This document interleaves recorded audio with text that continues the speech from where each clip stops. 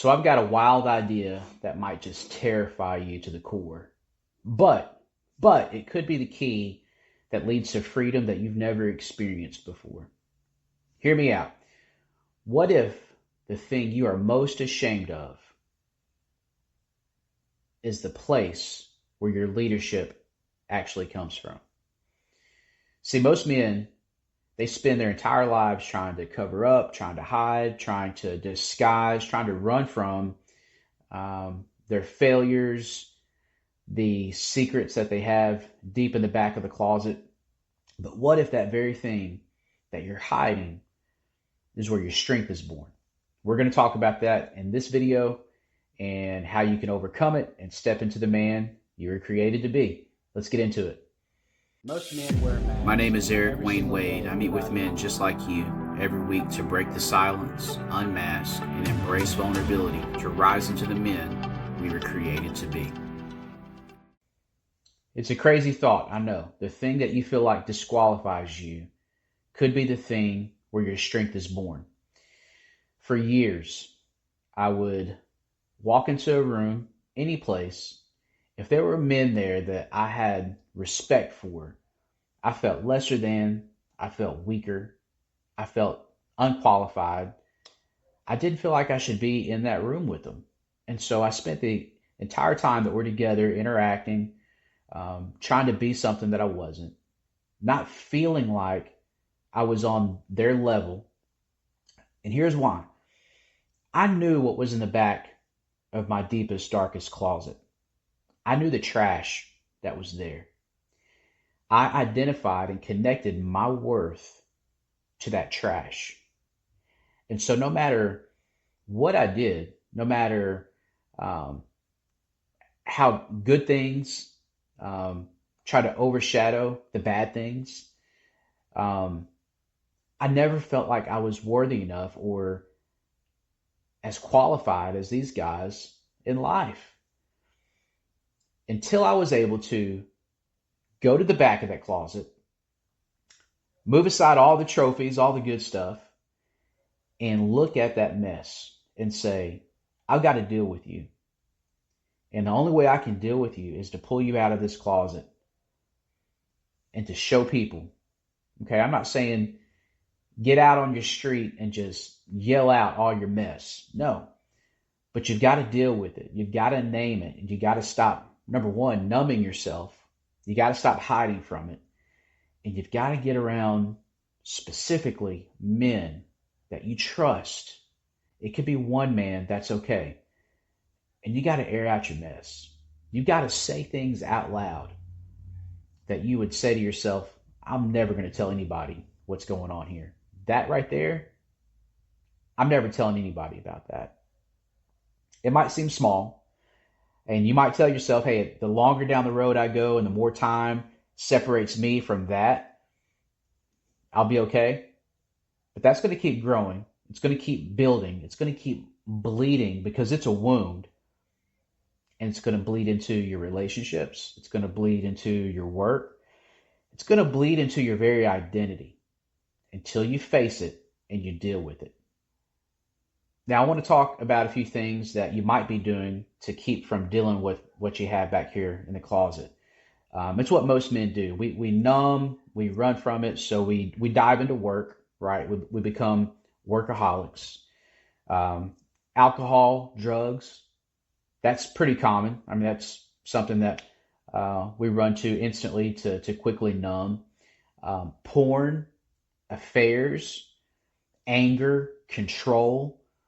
These are some very ugly ways that we choose as men to hide and numb what we're embarrassed of, what we don't want to talk about, what we don't want to face.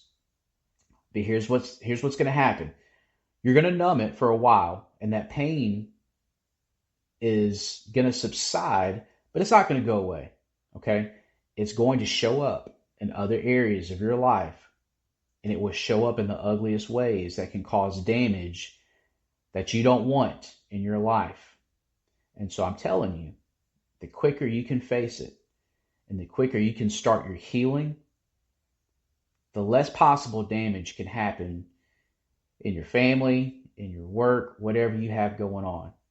But when you face it, whatever consequences come your way, if you're doing the true, honest inner work, you're going to be strong enough to deal with it because you're going to be working from the core of who you really are and not as the man that's been hiding all this stuff. And that makes you strong enough to deal with whatever comes your way. The thing to remember is this: what you refuse to heal will eventually reveal itself in the worst ways possible. Now, I want to talk a little bit about the difference between scars and wounds. Now, a wound is something that's still very fresh, okay? It's open, it controls your decisions, it's very sensitive. If people start bringing up topics that are close to what the wound is, you're going to feel it. You're going to feel the pain, you're going to feel the tension. It's going to cause you to lie, it's going to cause you to hide, it's going to control a lot of things. A scar shows that a wound was there, but it shows your victory. It's no longer controlling you. You have complete control over whatever that wound was. Now you're healed. Your scars carry your stories. Your scars is where your leadership comes from. Think about this. Imagine a big battlefield, okay? Imagine all your warriors next to you. You're a warrior. You're getting ready to go into battle. And in front of this line, you see this king that's ready to lead you into battle. And this king looks like he's been through it. I mean, he's got scars on his face. He's got scars on his arms. His armor, you can tell, has been attacked. And he's talking from a place of courage, a place of victory.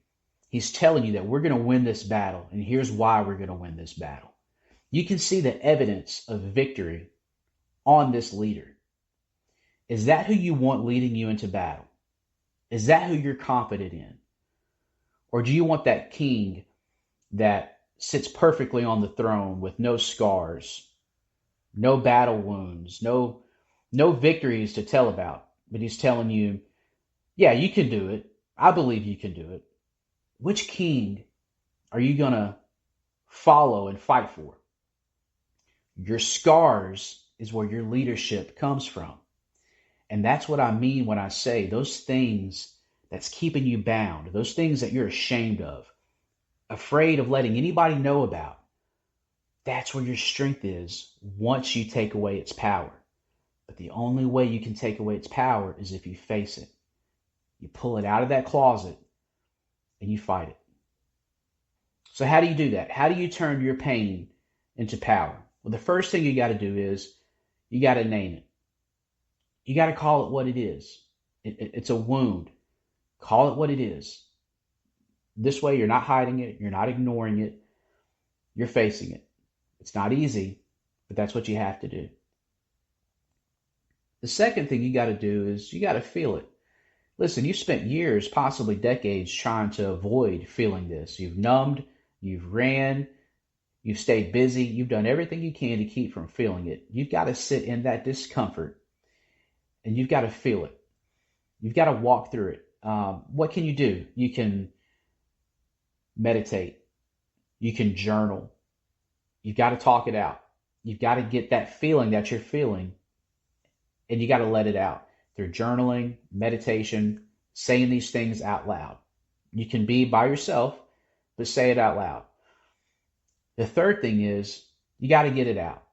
You got to find somebody, a man that you trust, a group of men that you trust, and you got to say this stuff out loud. All the stuff you've been journaling, the stuff you've been feeling, the stuff that you swore you would never say to anybody, that's the stuff you got to say out loud.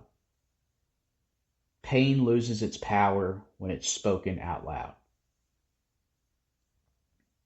The fourth thing is you've got to redeem it. You've got to ask yourself,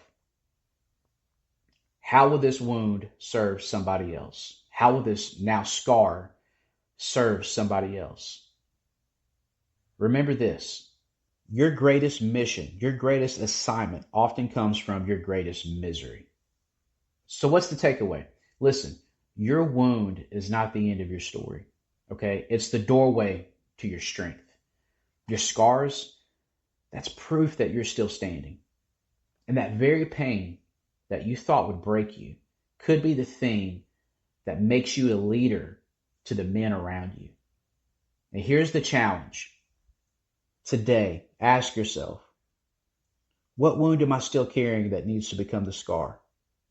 Write it down, speak it out loud, and share it with someone that you trust. And can I give you a hint? That one thing that you swore you would never tell anybody, that's what you need to write down. That's what you need to share with somebody. Take its power away from it and step into the life that you're supposed to be living. Step into the man that you were meant to be. Most men wear masks. If this hit home for you, don't scroll away. Subscribe for more content like this and send this video to a man who's carrying wounds in silence, because no man heals alone.